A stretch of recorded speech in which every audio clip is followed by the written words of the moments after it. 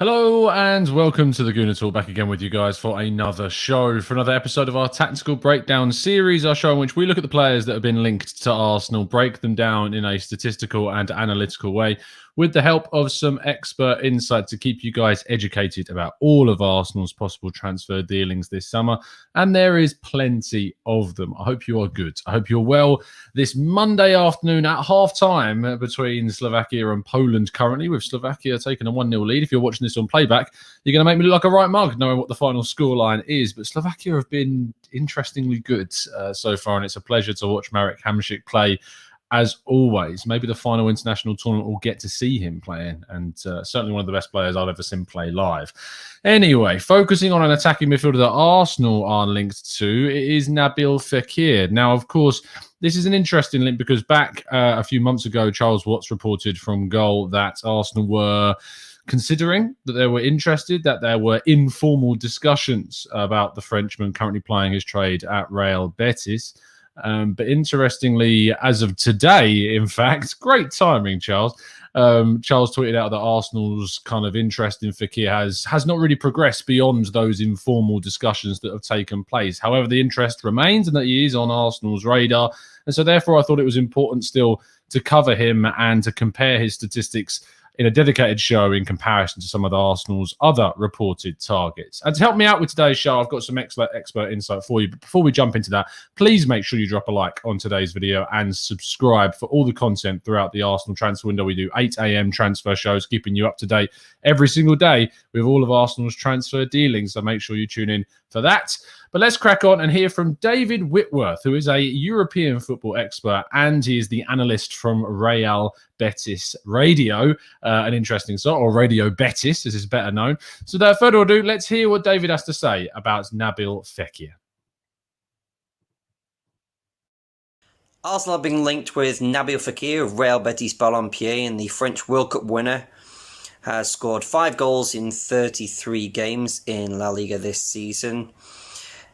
In Fekir, a marauding player, very tricky, skillful talent, sometimes frustrating, but when he's on it, he's on top form. He scored a wonderful free kick in the last game of the season against Celta Vigo.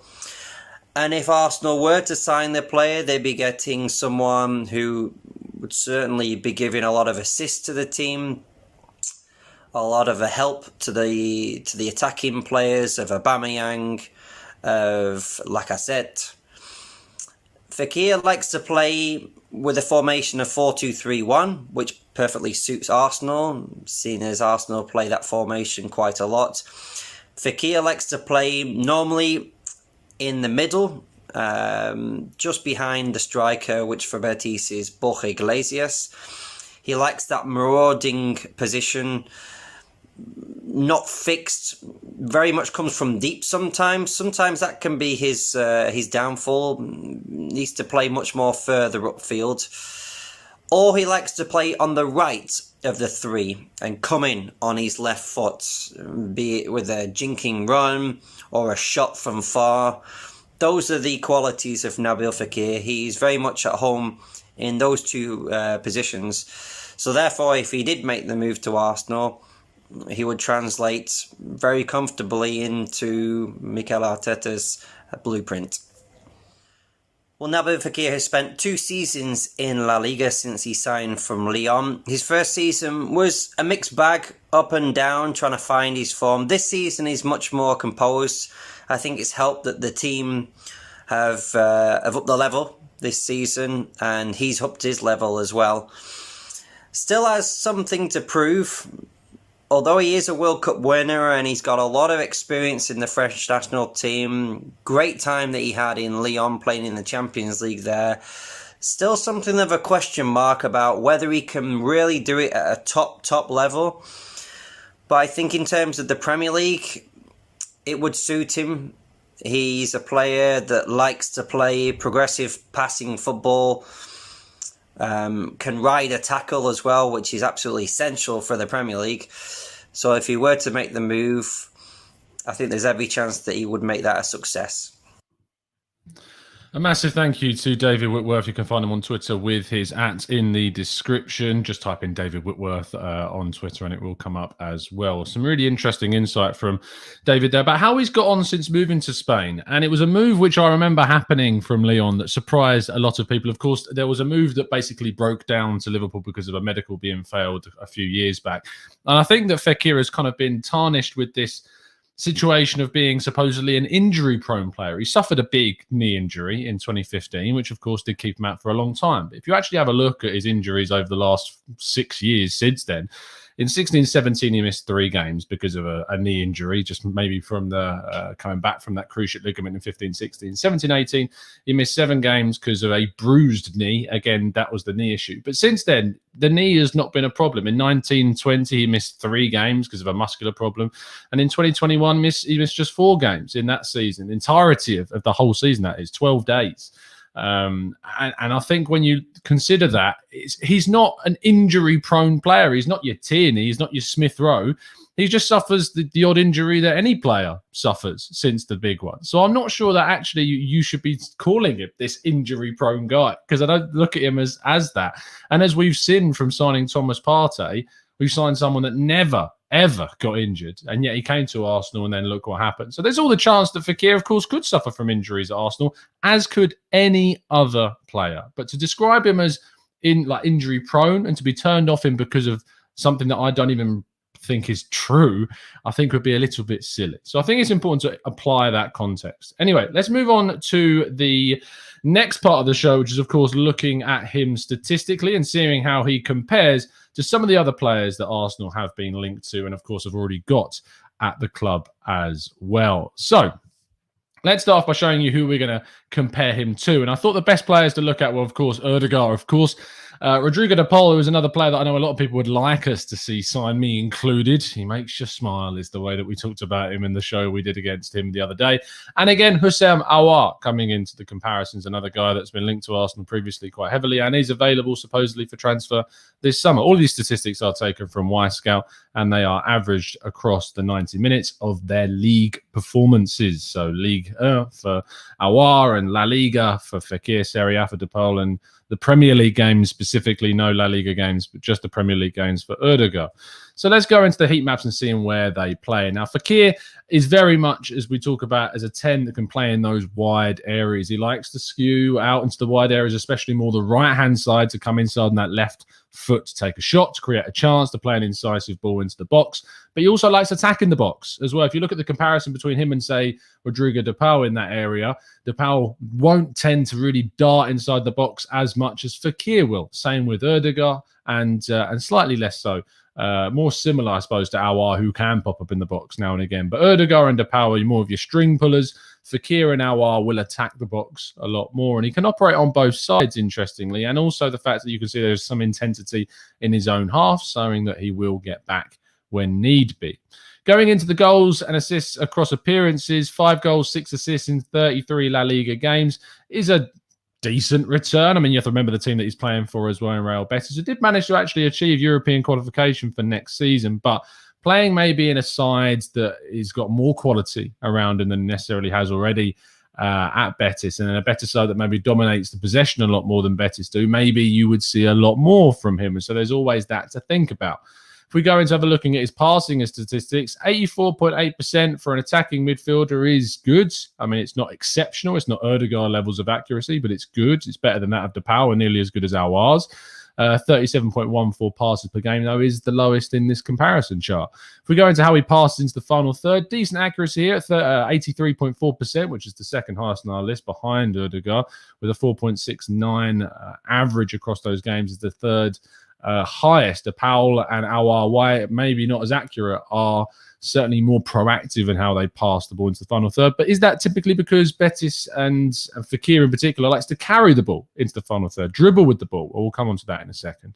Passes into the box, 60.7%. Again, second highest on our list behind Martin Ødegaard with a 2.88 frequency. Nowhere near as high as Rodrigo de Paul's 6.08, which is a very impressive, the amount of times he wants to try and create chances, the Argentinian. But Fekir coming out very well in this comparison for passes into the box, as he is still a creative player whilst being a good technical player on the ball too.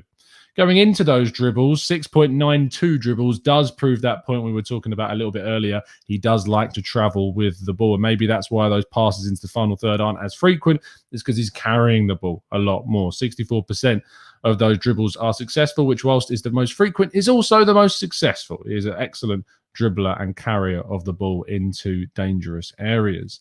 Progressive runs, though, is interesting, even though he's very good at dribbling with the ball. Progressing, actually going from his own half into the final third, isn't actually happening as much in comparison to Aouar and DePaul. More so, though, than Erdegaard. He's not the string puller, as we talk about. But maybe that's because he likes to operate more in the final third himself, picking up the ball and then running at the opposition's box and defenders in the final third of the pitch, rather than progressing it from one half to the other.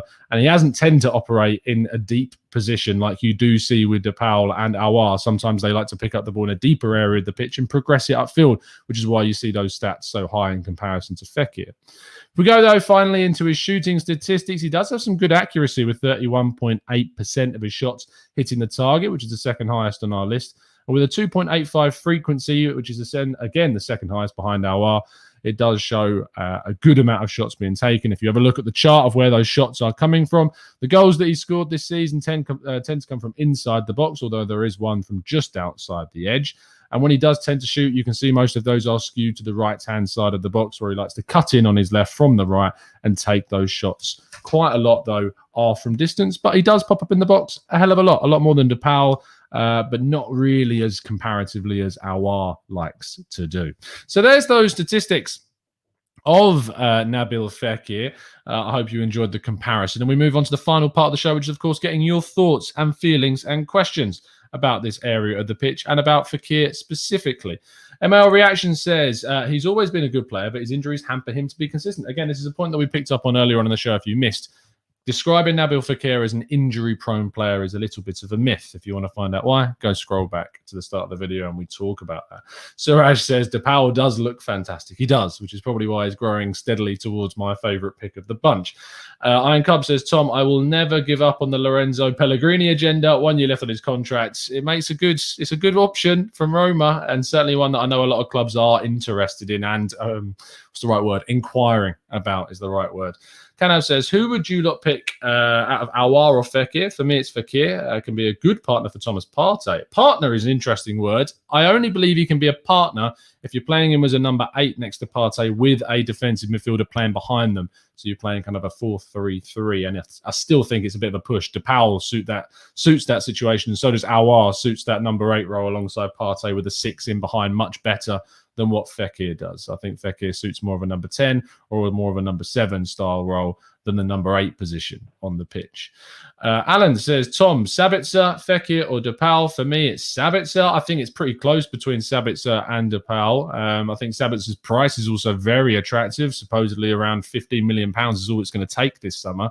But I still lean towards DePaul a little bit. I do like him, and they are the same age, DePaul and Sabitzer, and Fekir as well, in that mid to late 20s, 27, 28 years of age. So there's all of that to consider, but they're all good options. It does go to show that I think Arsenal have got a plethora of different choices if they want to move for an attacking midfielder this summer.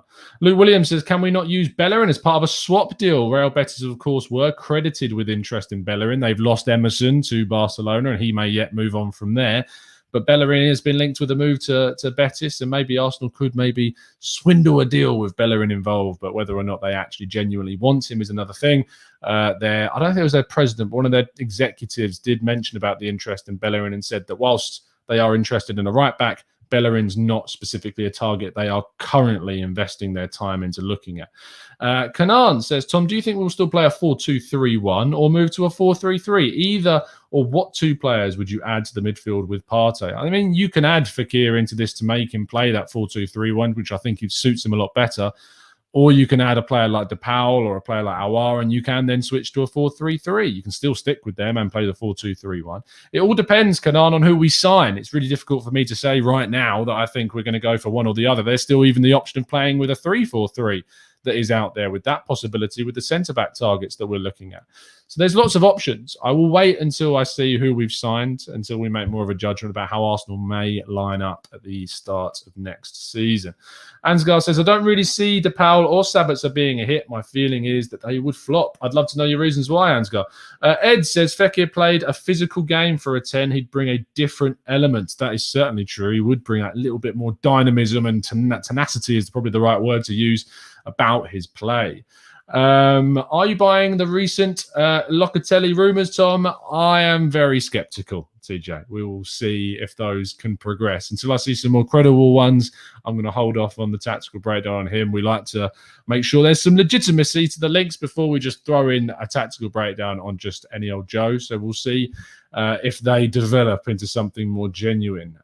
Chris Giwa says, I do like the athleticism of Sabitzer. I have seen him play before. A potentially significant improvement on Xhaka should he leave. Don't know enough about this DePaul. Got to do my research. Well, Chris, you can do your research by tuning into the DePaul tactical breakdown. So make sure you do that. Anyway, we're going to wrap things up there. Thank you ever so much for tuning in. You can go and enjoy the second half of Poland-Slovakia. And if you are watching on catch up, I hope you enjoy the rest of the European Championships as well. Please make sure you drop a like on the video and subscribe to the channel if you are new around here with those notifications turned on so you never miss a show. A massive thank you again to David Whitworth for helping out with our expert insight on Nabil Fekir. But let me know what you think. Which attacking midfielder do you want to see Arsenal sign? Leave a comment in the comment section below. It's been a pleasure to speak to you guys as always. I'll see you again tomorrow morning. As always, up the Arsenal.